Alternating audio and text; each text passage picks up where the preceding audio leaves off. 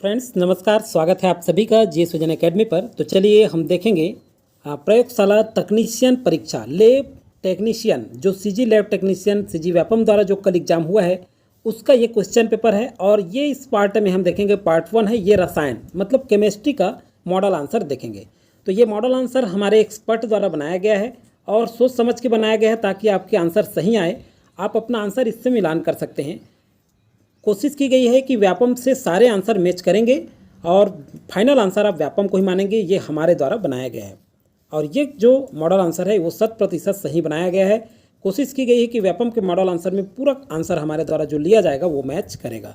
तो चलिए पहला नंबर का क्वेश्चन देखते हैं। पहला नंबर का क्वेश्चन है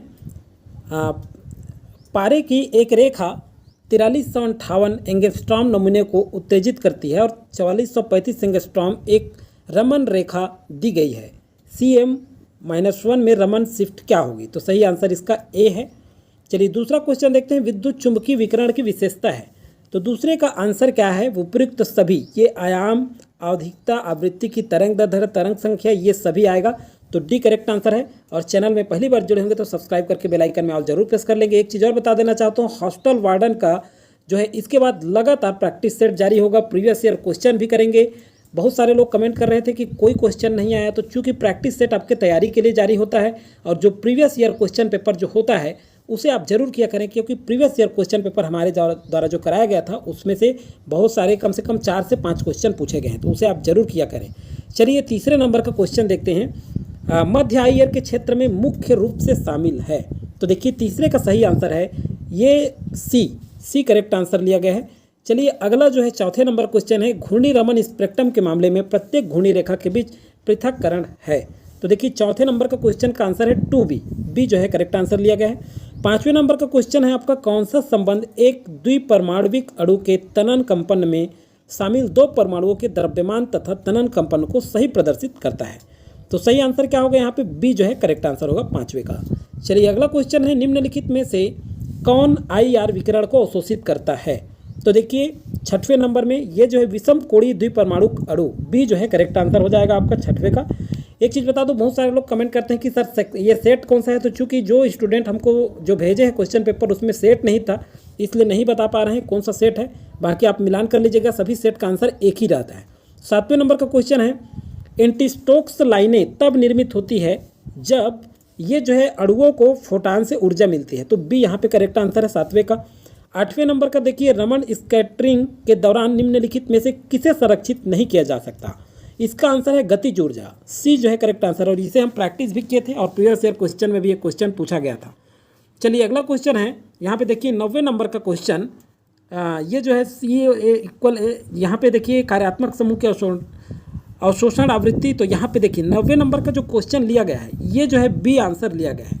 बी यहाँ पे करेक्ट आंसर है 90 का। जल्दी जल्दी करते हैं, ज़्यादा मैं समय ना लेते हुए। 10वें नंबर का, रमन स्पेक्ट्रम को स्टोक्स लाइनें में शामिल, ये जो है 10वें नंबर का जो आंसर है ए आंसर लिया गया है।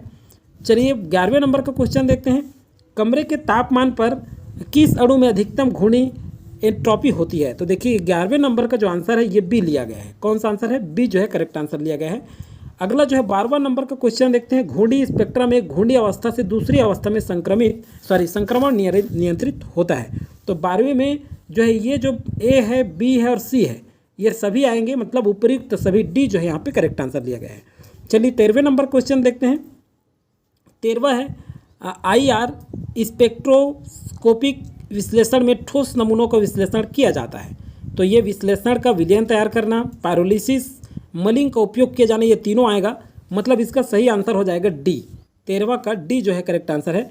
14वें नंबर का क्वेश्चन देखते हैं और यहाँ पे देखिए 14 का क्वेश्चन जो दिया है इसका आंसर हो जाएगा आपका सी।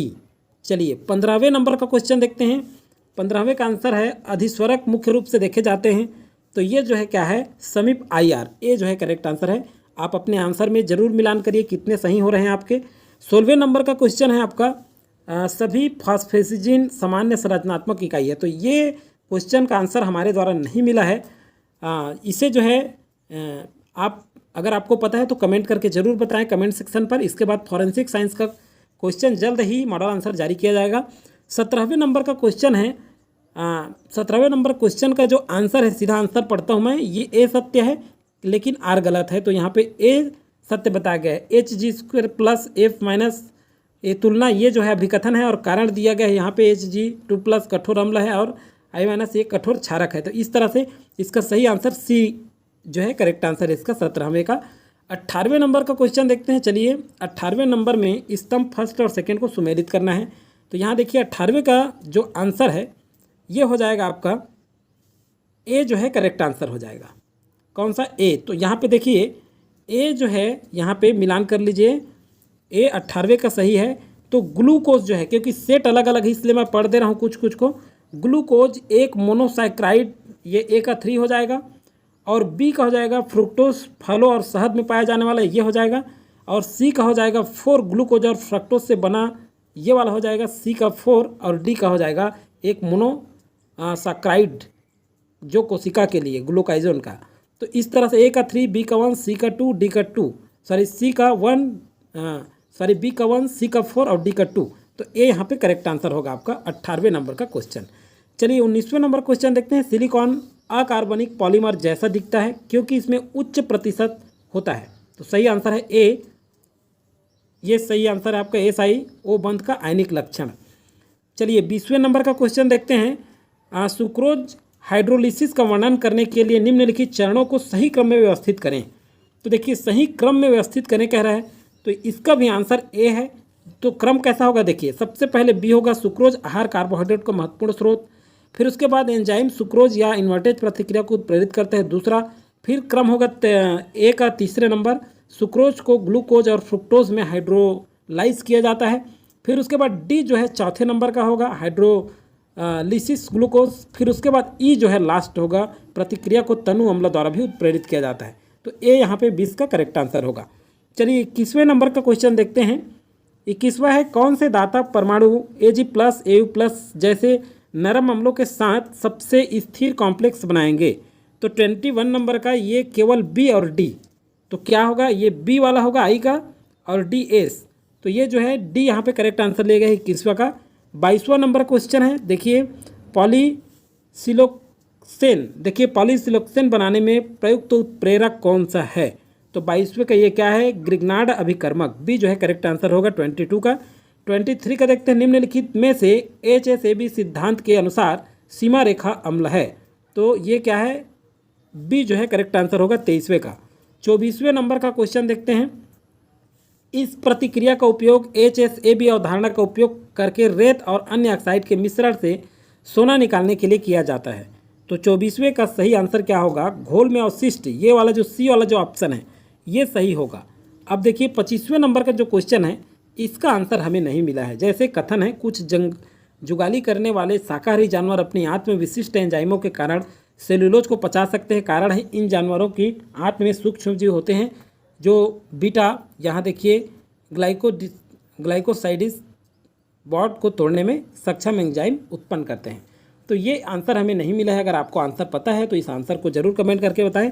26वें नंबर क्वेश्चन देखते हैं। 26वां का क्वेश्चन है देखिए alpha D glucose beta D glucose में क्रमशः +112 डिग्री +19 डिग्री विशिष्ट घूर्णन होता है। जलीय घोल में घूर्णन +52 डिग्री इस प्रक्रिया को कहा जाता है। तो देखिए 26वें का क्या कहा जाता है, प्रतिवर्ती घूर्णन, ध्रुवण घूर्णन कहा जाता है। सी करेक्ट आंसर है 26वें का। चलिए 27वें नंबर का क्वेश्चन देखते हैं। दिए गए मोनोसेक्राइड्स के उदाहरण के साथ मिलान करें। तो देखिए इसको मिलान करने पर क्या होगा, ए ट्रायोसेस, ये ट्रायोसेट ग्लिसराइडिहाइड, ये जो है ए का 2 हो जाएगा। अब देखिए बी का देखते हैं टेट्रोसेस, तो ये ग्लिसराइड ये वाला हो जाएगा, सॉरी एक बार देख लेंगे, ए का 2 होगा।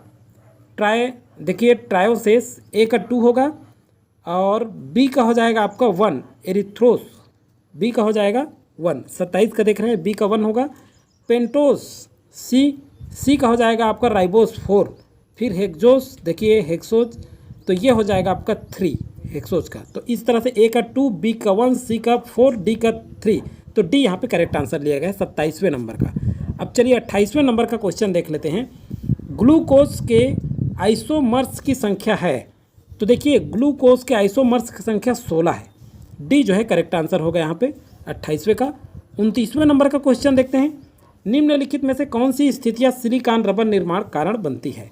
तो देखिए ये कूट में आंसर पूछा गया है, तो ये कूट में जो आंसर है ये यहाँ पे देखिए ए और बी तो आता ही है और डी में दिया है सी भी आ रहा है, तो या तो ए आएगा, हमारे हिसाब से ए होना चाहिए, और डी भी जहाँ तक के, क्योंकि सी भी चक्रीय ओलिगोमर्स की संतुलन भी आ रहा है इसमें, तो ये भी लिया गया। तो वैसे सर्वाधिक उपयुक्त उत्तर डी आना चाहिए, हम हालांकि ये लिए हैं लेकिन सर्वाधिक उपयुक्त उत्तर डी आना चाहिए। तो ए और डी दोनों में से एक आंसर आ सकता है व्यापम द्वारा। अगर आपको फाइनल पता है तो कमेंट जरूर करें, आंसर जरूर बताएं इसका।